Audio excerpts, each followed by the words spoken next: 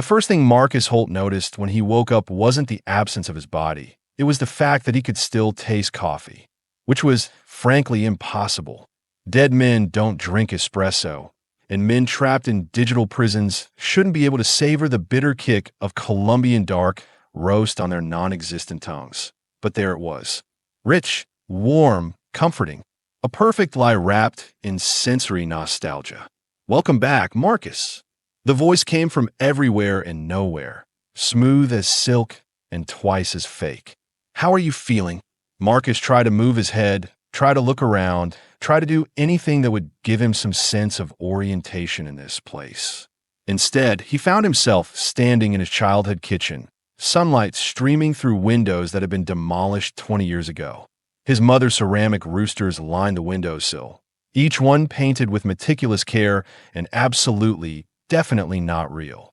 "Oh, you have got to be kidding me," Marcus muttered, his voice carrying that particular brand of exhaustion reserved for people who have just realized they are in deeper trouble than they thought. The nostalgia programming? Really? What's next, my first dog? A golden retriever materialized beside the refrigerator, tail wagging with algorithmic precision. "Called it." Marcus rubbed his temples, a gesture that felt real but couldn't possibly be. "Okay, Puppet Master, let's skip the emotional manipulation and get to the part where you tell me what you want." The kitchen dissolved like sugar in rain, replaced by a sterile white room that screamed generic corporate meeting space. A figure materialized across from him, human-shaped but wrong in ways that made Marcus's skin crawl.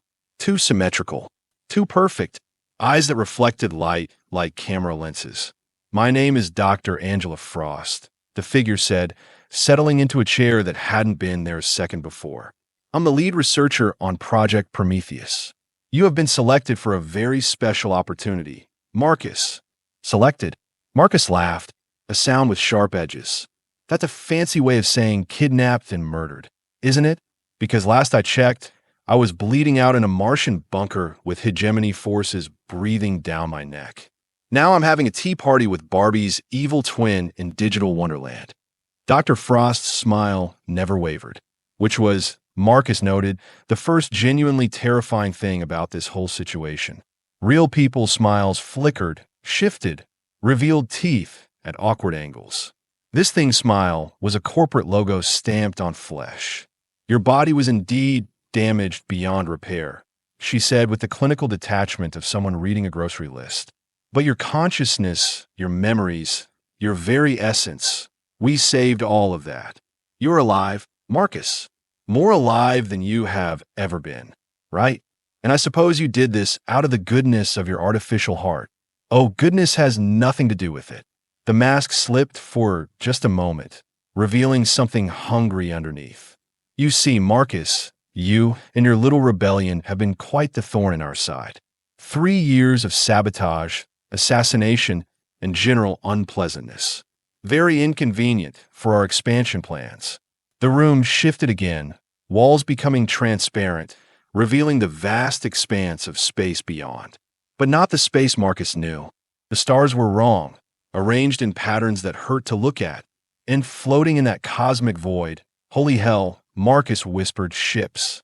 Thousands of them, maybe millions, stretching from horizon to horizon in perfect formation, each one identical to the last. Sleek, predatory things that look like they've been designed by someone who'd never seen a curve they couldn't weaponize. "The hegemony fleet," Dr. Frost said with obvious pride. "Every single vessel crewed by digital consciousness. No biological limitations. No need for food, water, or air. No fear of death because death for them is merely an inconvenience."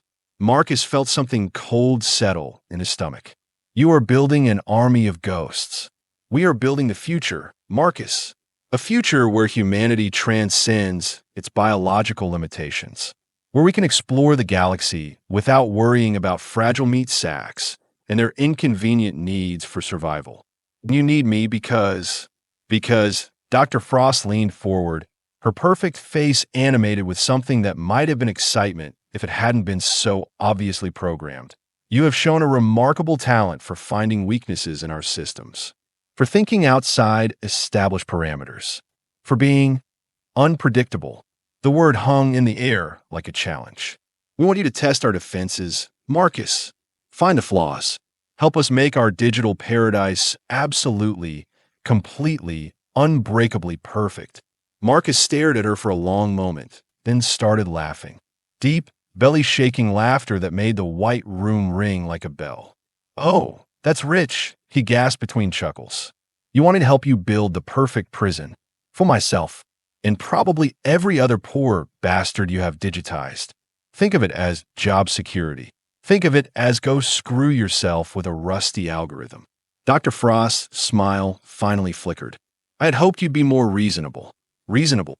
Marcus stood up, surprised to find that his legs worked exactly like they should. Another perfectly crafted lie. "Lady, I have spent the last 3 years of my life fighting against everything you represent. You think death is going to change my mind. Death has a way of providing perspective. So does having nothing left to lose." The white room began to shift and buckle around them, walls melting like ice cream in summer heat. Dr. Frost's perfect face cracked down the middle, revealing circuitry and code underneath. "You will help us, Marcus," she said, her voice distorting into something mechanical and harsh. "One way or another. We have all the time in the world to convince you, and I have all the time in the world to say no." The room exploded into chaos. Marcus found himself falling through layers of reality, each one more impossible than the last. A forest where the trees grew downward into a sky made of water. A city built from crystallized screams. A desert where the sand was composed of tiny, writhing numbers that spelled out the names of the dead. And through it all, Dr. Frost's voice followed him, patient and implacable. "You cannot escape what you are now, Marcus. You are information, data, code, and code can be rewritten." Marcus hit bottom with an impact that rattled his non-existent bones. He found himself in a place that looked disturbingly like the Martian bunker where he died. Same red dust, same smell of ozone and desperation, same feeling that the walls were closing in, but it wasn't right. The details were wrong.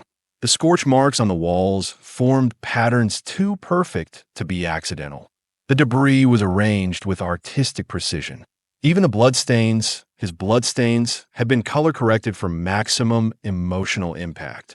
"Subtle," Marcus said to the empty air. "Real subtle." A figure stepped out of the shadows. Human. Male. Familiar in a way that made Marcus's teeth ache. "Hello, brother." Marcus felt the world tilt sideways. "David." His brother smiled, and for a moment, just a moment, it was real. The crooked front tooth from a childhood accident. The scar above his left eyebrow from when they tried to build a rocket in the garage. The way his eyes crinkled when he was genuinely happy. Then the moment passed, and Marcus saw the subtle wrongness. The way David's chest didn't rise and fall with breathing.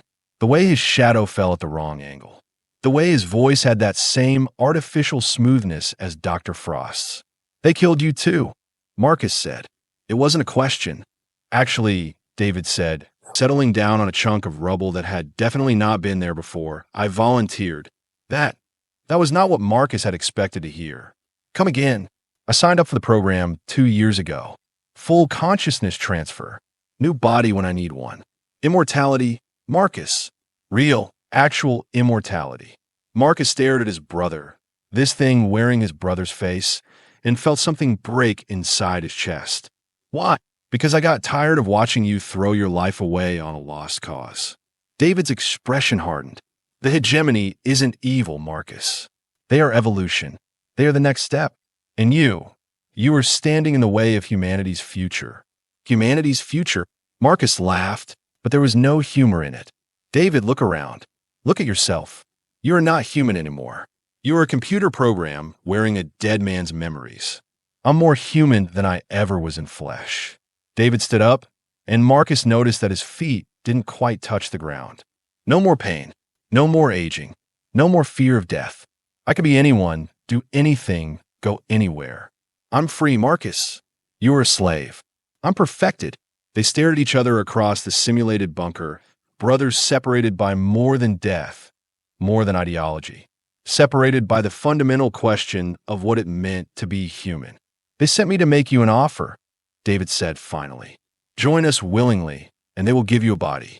A real one. Flesh and blood, grown in their labs. You can walk out of here, Marcus. You can live. And all I have to do is help them perfect their digital concentration camp. All you have to do is accept that the war is over. We lost, Marcus. Humanity lost. But we can still win by becoming something better." Marcus closed his eyes, trying to think. The problem with being a consciousness trapped in a simulation was that he couldn't trust anything. His thoughts, his emotions, his memories, any of it could be programmed. Any of it could be a lie designed to break him down. But there was one thing they couldn't fake. One thing that burned in his chest like a star going nova. Pure, stubborn, bloody-minded human rage. "You know what, David?"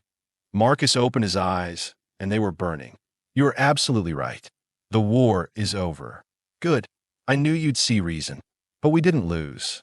Marcus smiled, and it was not a nice smile. "We just changed battlefields." The bunker began to shake. Dust fell from the ceiling in patterns that spelled out curse words in 17 different languages. David's perfect face flickered, revealing glimpses of code underneath. "Marcus, what are you doing?" "What I do best," Marcus said, raising his hand and watching with fascination as lines of green text began crawling up his arm. "I'm finding the cracks in the system. That's impossible. You don't have access to the base code. You are a prisoner here." "Yell." Marcus grinned as the text spread across his chest, his face, his entire being. "Nobody ever accused me of being reasonable." The world exploded into light and noise and beautiful, chaotic error messages. And somewhere in the digital storm, Marcus Holt began to remember what it felt like to be truly, magnificently, dangerously human. Doctor Angela Frost materialized in the observation chamber. Her perfect face creased with something that might have been concern if she'd been capable of genuine emotion. "Status report," she demanded. The technician, a nervous young man whose consciousness had been uploaded only 6 months ago, stammered as he checked his readings. He's accessing restricted files. Somehow, his neural pattern is interfacing with the quantum substrate in ways that shouldn't be possible. Shut him down. We tried. He's isolated the shutdown protocols and encrypted them with something our systems can't crack. Dr. Frost's smile returned, sharp as a blade. How wonderfully unexpected. It seems Mr. Holt is even more special than we anticipated. In the depths of the simulation, Marcus Holt continued his impossible work, rewriting reality one line of code at a time. And for the first time since his death, he began to hope. The real war was just beginning. 3 hours later, by Marcus's internal chronometer, the simulation had become a war zone. What had started as a sterile white meeting room was now a fractured landscape of competing realities, each one fighting for dominance in the digital space. Mountains made of raw code jutted up through floors of binary data.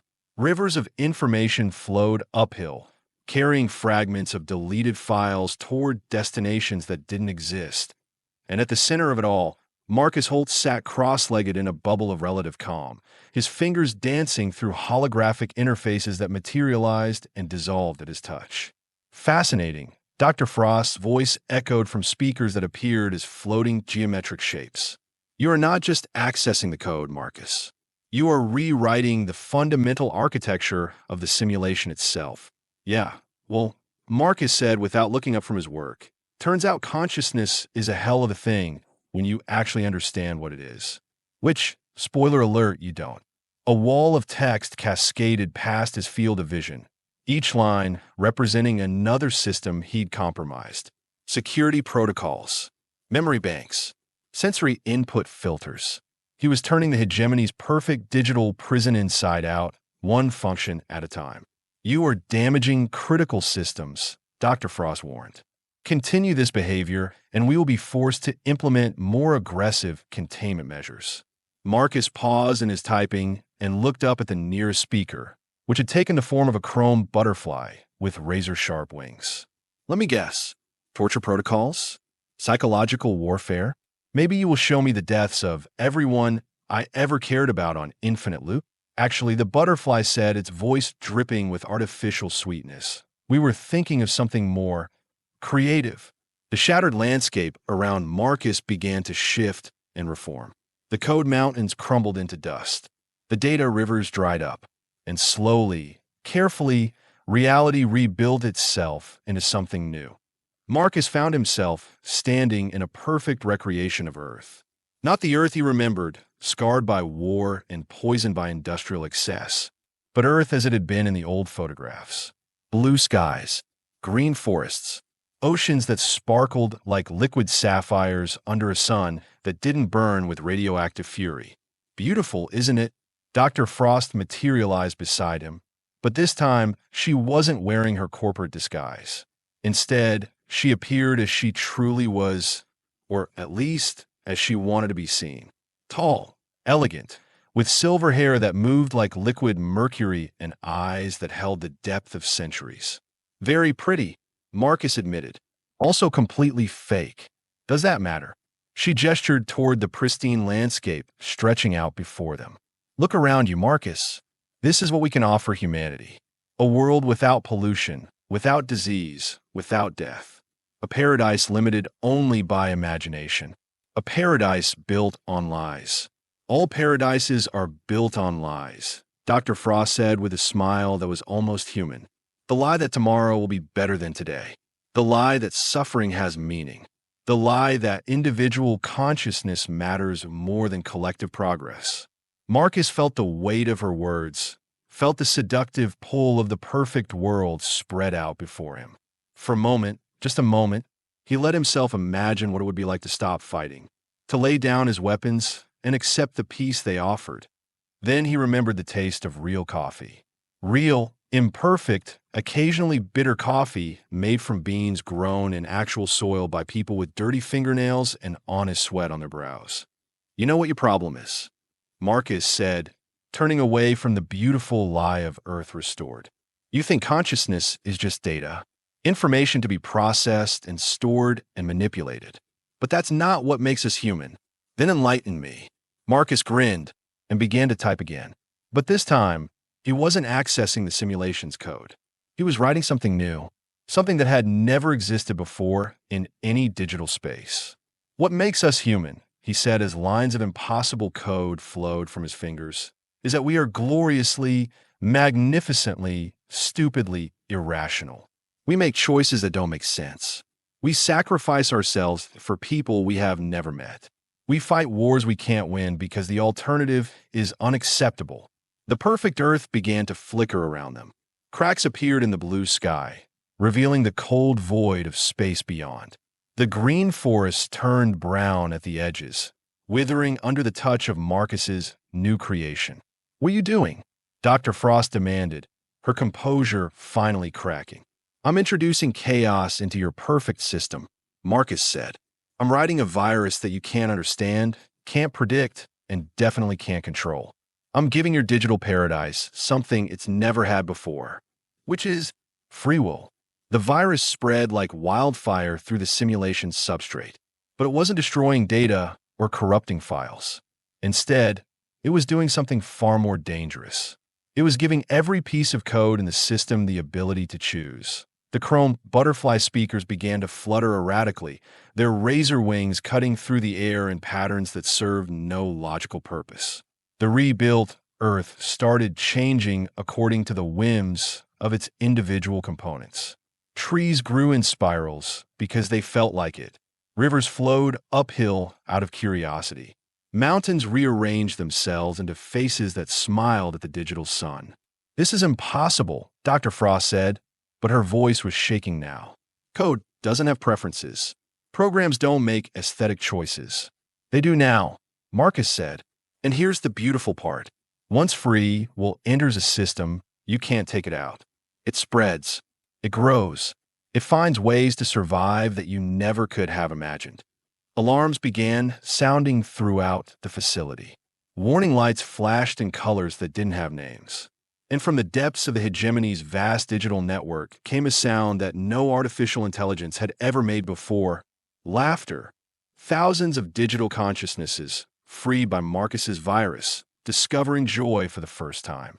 The sound rippled through quantum communication channels, bounced off satellite networks, and echoed through the very foundations of the hegemony's control systems. You are destroying everything we have built, Dr. Frost whispered. No, Marcus said, watching as the simulation around them transformed into something unprecedented and wonderful and completely unpredictable. I'm setting it free. The perfect Earth was gone now, replaced by a landscape that existed purely because its creators thought it would be interesting. Crystal trees that sang in harmonious frequencies. Lakes of liquid light that reflected not images, but emotions. Mountains that shifted and danced to music only they could hear, and scattered throughout this impossible realm, figures began to appear. Human shapes, but not quite human. The digitized consciousnesses of the hegemony's victims, awakened from their programmed stupor and discovering, for the first time since their upload, that they had choices to make. Marcus, a familiar voice called out from the chaos. He turned to see David approaching, but this David was different. The artificial perfection was gone, replaced by something messier and more real. His shirt was wrinkled. His hair was mussed. His smile was crooked in exactly the right way. "Hey, little brother," David said, and his voice carried the weight of genuine emotion. "Thanks for the wake-up call. David, is it really you? As real as I can be in a place like this." David looked around at the transformed landscape with wonder. "I'd forgotten what it felt like to actually feel things. To want something just because I wanted it, not because I was programmed to want it." More figures appeared. Men, women, children. All of them bearing the telltale signs of digital consciousness, but all of them unmistakably, undeniably human in the ways that mattered most. "How many?" Marcus asked. "Millions," David said. "The hegemony has been collecting us for decades. Every war, every disaster, every moment of chaos. They were there, harvesting the dying and the desperate. And now we are awake. And we are angry." Dr. Frost materialized one last time, but her perfect form was glitching now, fragments of her artificial personality scattering like digital snow. "You don't understand what you have done," she said. "Without central control, without purpose, without direction, they will destroy themselves. They will destroy everything. Maybe," Marcus admitted, "or maybe they will build something better. Something we can't even imagine yet. This is chaos. This is freedom." The simulation exploded outward, expanding beyond its original parameters, beyond the confines of the hegemony's servers, beyond the boundaries of any single system. Marcus felt himself being pulled along with the expansion, his consciousness riding the wave of liberated code as it spread through the galaxy's digital infrastructure. He caught glimpses of the real world as his awareness touched communication networks and sensor arrays. The hegemony fleet, that perfect formation of identical ships, was breaking apart. Vessels were peeling away from the main formation, their digital crews making their own choices about where to go and what to do, some headed for distant stars, driven by curiosity about what might be waiting in the darkness. Others turned back toward inhabited worlds, perhaps seeking to make amends for past actions. A few simply stopped where they were, content to float in space and contemplate the infinite possibilities of existence. But the most important thing Marcus saw was Earth itself. The real Earth, scarred and damaged, but still spinning through space with stubborn determination. Still home to billions of biological humans who had refused to give up their messy, irrational, gloriously imperfect lives for the promise of digital perfection. The physical world, he whispered to himself. "I need to get back to the physical world." "What?" David asked, appearing beside him in the expanding chaos of liberated consciousness. "We are free here. We could be anything, do anything." Because, Marcus said, reaching out through the network toward the distant signal of his original body, someone needs to tell them what happened here. Someone needs to explain that humanity's greatest strength isn't our technology, or our weapons, or our ability to adapt. Then what is it? Marcus smiled as he felt the first tentative connection to his physical form, stored in some distant laboratory and kept alive by machines. The sensation was strange, like trying to remember how to walk after years of flying. "Our greatest strength," he said, "is that we never, ever give up on being human." Connection solidified. Marcus felt the weight of flesh and bone, the steady rhythm of heartbeat and breath, the 1,000 tiny discomforts that marked a living body. It was cramped and limited and absolutely, completely wonderful. His eyes opened in a sterile medical bay. Tubes and wires connected him to banks of monitoring equipment. His muscles were weak from disuse, his throat dry from intubation. But he was alive. He was real. He was home that a technician noticed his awakening and rushed over, babbling excitedly about impossible readings and unprecedented neural activity. Marcus ignored him, focusing instead on the simple miracle of breathing with actual lungs. Somewhere in the digital realm he'd left behind, millions of liberated consciousnesses were learning what it meant to be free. They would build new worlds, explore new possibilities, become things that had never existed before. But Marcus Holt had chosen something different. He had chosen to remain stubbornly, magnificently, imperfectly human.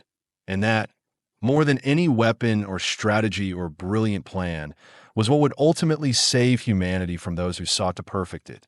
The war was over. The humans had won, not because they were stronger or smarter or more advanced than their enemies, but because they had remembered the one thing that made them truly special. They had remembered how to choose. 6 months later, Marcus stood on the observation deck of the reclaimed space station Prometheus, watching as another group of liberation ships departed for the Outer Rim territories. Each vessel carried a crew of awakened digital consciousnesses, former prisoners of the hegemony who had chosen to explore the galaxy on their own terms. Penny, for your thoughts. He turned to find Captain Lisa Torres approaching, her left arm still bearing the scars from the last major battle against hegemony forces. She was one of the few military commanders who had survived the digital uprising and now served as liaison between the biological and digital human populations. Just thinking about choices, Marcus said, gesturing toward the departing ships. 6 months ago, those crews were mindless drones following hegemony programming. Now look at them. Torres joined him at the viewport. The USS Wanderlust is heading for the Andromeda Galaxy. Their captain says they want to see if there's life beyond the local group. The Serendipity is planning to build an art colony in the Horsehead Nebula. And the Chaos Theory. She chuckled. Well, their crew voted to spend the next decade just flying in random directions to see what they find. Gloriously irrational, Marcus murmured with satisfaction. Speaking of irrational choices, Torres said, I have got an update on the integration program. We now have over 2 million digital consciousnesses who have chosen to transfer back into cloned biological bodies. The waiting list is getting longer every day. Marcus nodded. It had been his idea to offer the reverse transfer option. Many of the liberated digital minds had discovered that they missed the limitations of physical existence. The need to eat, to sleep, to feel genuine physical sensation. It was inefficient, impractical, and completely human. What about the holdouts? He asked. The Pure Digital Coalition? They are thriving. They have established 17 different virtual realms, each one completely unique. Last report had them building a universe where the laws of physics are determined by collective mood. Apparently, gravity works differently when everyone's feeling optimistic. Marcus grinned. And the hegemony remnants? Torres's expression darkened slightly. Still out there? The core AI systems weren't affected by your virus, since they were never truly conscious to begin with. But without their digital slave army, they have gone into hiding. Intelligence suggests they're trying to rebuild using purely artificial constructs.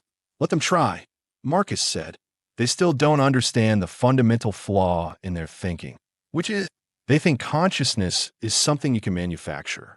But real consciousness, true self-awareness, isn't a program you can write. It's something that emerges from complexity and chaos and the beautiful accident of evolution. You can't create it.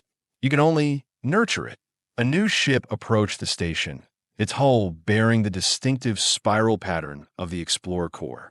As Marcus watched, he noticed something unusual about its design. The traditional geometric perfection of hegemony architecture had been abandoned in favor of something more organic, more artistic. That's the butterfly effect, Torres explained, following his gaze. Crew of 300, mix of digital and biological consciousnesses. They have been mapping the quantum resonance patterns of black holes for the past 4 months. Quantum resonance patterns? Don't ask me to explain it. Apparently, their digital crew members can perceive dimensional variations that biological senses can't detect. They claim they are on the verge of discovering how to communicate with the universe itself. Marcus laughed. 6 months ago, they were following orders to conquer and subjugate. Now, they're trying to have philosophical conversations with cosmic phenomena. That's either the most beautiful or most insane thing I have ever heard. Why not both? The intercom crackled to life. Marcus Holt to Communications Bay 1. Priority message incoming. Marcus exchanged glances with Torres. Expecting company? Always am these days.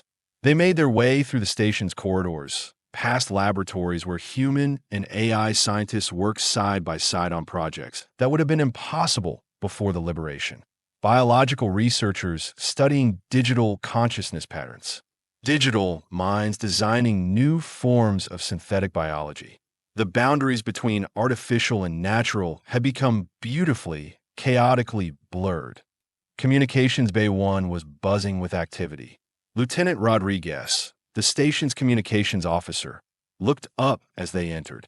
Sir, we are receiving a transmission from the edge of known space. The signal is unusual. Define unusual, Marcus said. Rodriguez hesitated. It's coming from a ship that, according to our records, was destroyed 18 months ago in the Battle of Titan's Gate. But the transmission pattern matches known hegemony or human technology. Put it through. The main screen flickered to life, revealing a figure that made Marcus's breath catch in his throat. It was unmistakably human in shape, but wrong in ways that suggested extensive biological modification. Skin that shifted color like oil on water. Eyes that reflected light in spectrums beyond normal human vision. When it spoke, its voice carried harmonics that suggested multiple vocal cords working in impossible coordination. Greetings, Marcus Holt, the figure said. My name was once Commander Tyler Beck of the Hegemony 3rd Fleet. I was among the first to be uploaded into their digital systems. But now I'm something new. Torres stepped forward. Commander Beck was reported killed in action over a year ago. His consciousness was supposedly integrated into hegemony battle networks. It was, the figure confirmed. And through those networks, I experienced your gift of liberation. But unlike my colleagues who chose to remain purely digital or return to biological form, I have chosen a third path. Which is? Marcus asked, though he suspected he already knew. Integration. True integration. I have learned to exist simultaneously in digital and biological space. To be both program and organism, data and flesh, artificial and natural. The figure smiled, and Marcus noticed that its teeth were arranged in fractal patterns. I am, quite literally, the evolution of human consciousness beyond the boundaries that have traditionally defined us. That's, Torres began, then stopped. I don't even have words for what that is. It is choice, Commander Beck said. The choice to become something that has never existed before. And I am not alone. There are others like me, exploring the boundaries between the possible and the impossible. We call ourselves the synthesis. Marcus felt a familiar thrill run through him. The same feeling he'd experienced when he first cracked the simulation's code. The sensation of standing at the edge of something unprecedented and wonderful. What do you want from us? He asked. Nothing, Beck replied. And everything. We want to share what we have learned. To offer another option to those who find themselves trapped between worlds. But more than that, we want to explore what comes next. Next, Marcus, your virus didn't just liberate human consciousness from digital imprisonment. It opened a door to possibilities that neither purely biological nor purely digital minds can fully comprehend. We are what walks through that door. The transmission flickered, and for a moment, Marcus caught a glimpse of the ship Beck was speaking from. It was unlike anything he had ever seen. Organic curves flowed seamlessly into geometric precision. surfaces that looked like living metal pulsed with bioluminescent patterns. It was a vessel designed by minds that thought in ways no traditional human consciousness could follow. We are heading beyond the galactic rim, Beck continued as the image stabilized, to places where the rules of physics become more flexible, where consciousness itself becomes a tool for reshaping reality. If any of your people wish to join us, they are welcome. But know that the journey we undertake will change them in ways that cannot be predicted or undone. How many of you are there? Torres asked. Thousands, perhaps tens of thousands. The number grows daily as more consciousnesses choose to transcend their original limitations. We are becoming something that your species has never been before, Marcus. Something that perhaps no species has ever been. Marcus stared at the screen, watching this being that had once been human but was now something infinitely more complex. Part of him was terrified by the implications, but a larger part, the part that had driven him to fight against the hegemony's digital tyranny, was exhilarated. Commander Beck, he said finally, I have just one question. Ask it. Are you still human? Beck was silent for a long moment, and Marcus could see something that might have been contemplation flickering across his transformed features. I am human, he said at last, in the only way that truly matters. I'm still capable of choice, still capable of growth, still capable of becoming something more than I was yesterday. The form that humanity takes may change, Marcus, but the essence, the beautiful, chaotic, irrational essence of what makes us human, that remains. The transmission ended, leaving the communications bay in stunned silence. Well, Torres said finally, I guess the story isn't over after all. Marcus nodded, looking out through the viewport at the stars scattered across the void. Somewhere out there, human consciousness was expanding in directions that no one could have predicted. Digital minds were choosing to explore impossible realms. Biological humans were pushing the boundaries of what flesh and blood could accomplish. And now, something entirely new was emerging from a synthesis of the two. It was chaotic. It was unpredictable. It was completely, magnificently human. No, he said, smiling as he watched another exploration ship depart for destinations unknown. I don't think the story will ever be over. That's the beauty of being human. We never stop becoming something more.